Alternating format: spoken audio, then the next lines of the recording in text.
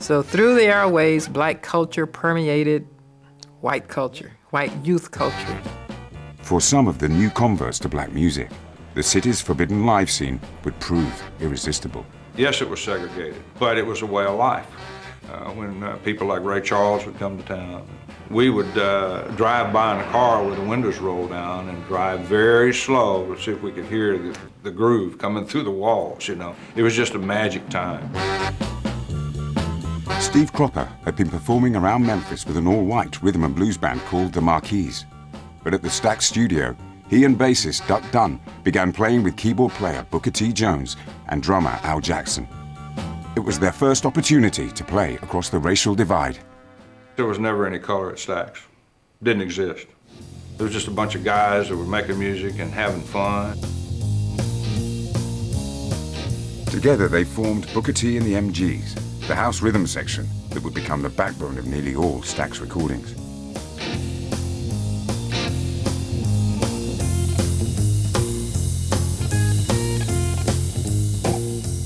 I saw two white guys and two black guys that had a rhythm feel and were generating through their music a kind of emotion that I hadn't experienced before.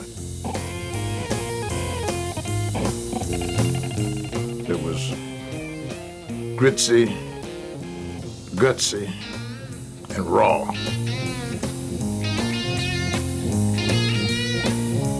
The MGs were part of a team of musicians assembled by Stax that Otis would come to rely on.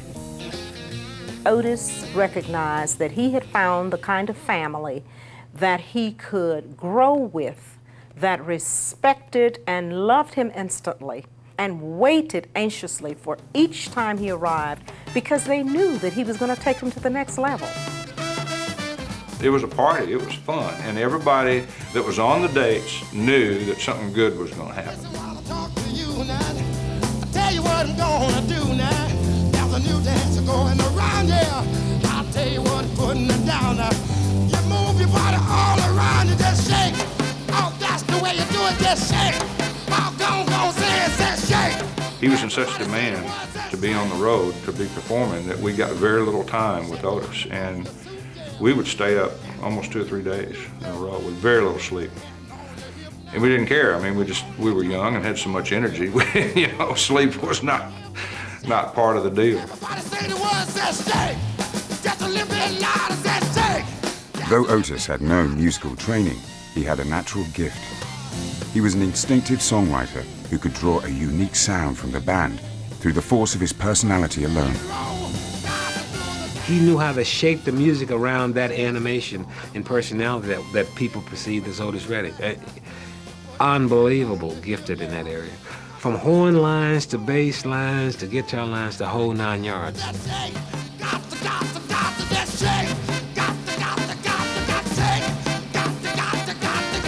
He was the greatest horn arranger I ever knew about, and I've always taken my inspiration from how he just let this stuff come through him.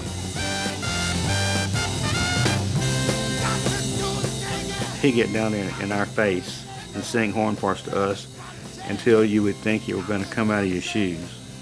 And he'd keep on marching up and down the floor and go, Duck would be playing, we'd all be playing. He'd just march around to the different stations until you were just crazy.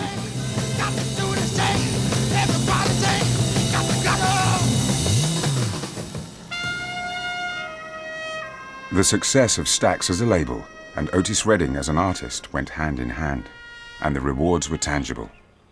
The farm boy from Macon, Georgia had hit the big time, but as a black American, he could never quite escape the day-to-day realities of life in the South. I was born by a river,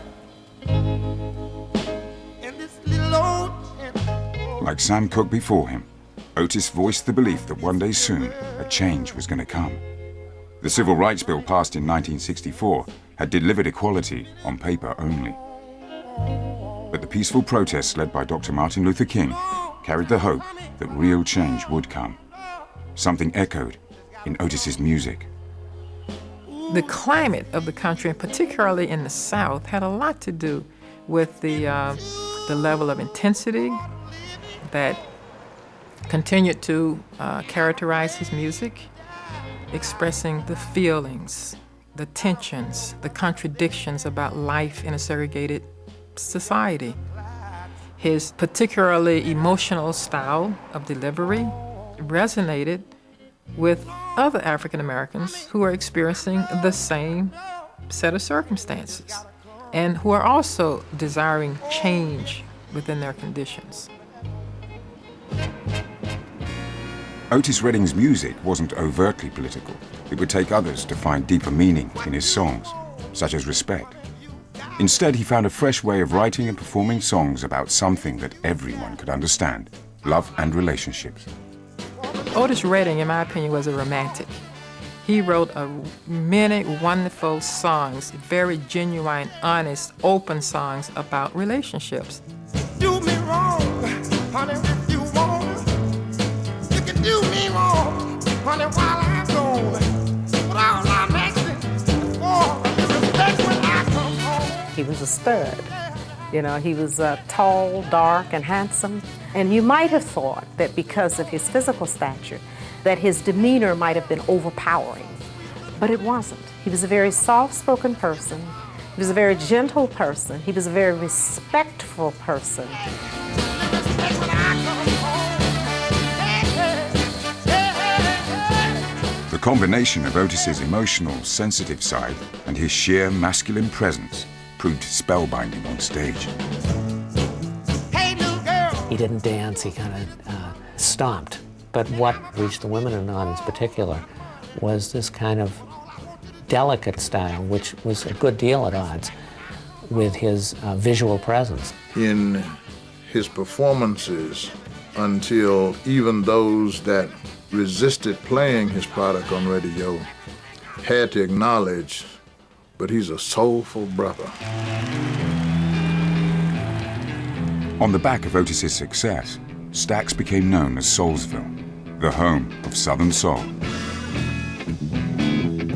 In New York, Atlantic Records producer Jerry Wexler was looking for a new sound. He was so impressed by the music coming out of Memphis that he made a pilgrimage south. I had been recording for more than 10 years in New York in the traditional manner, using studio musicians and written arrangements. They ran out of licks. That happens, you know, there's just so much water in the well. Wexler had been frustrated in his attempts to kickstart the career of Wilson Pickett, an artist he'd signed to Atlantic Records. I would bring him songs, he didn't like them. He would bring me songs, I would reject them. I said, I have an idea, let me take him to Memphis. I called Memphis, Jim Stewart, sure, bring him down. So I brought him down and I put him in the hotel room with Steve Cropper and a bottle of Jack.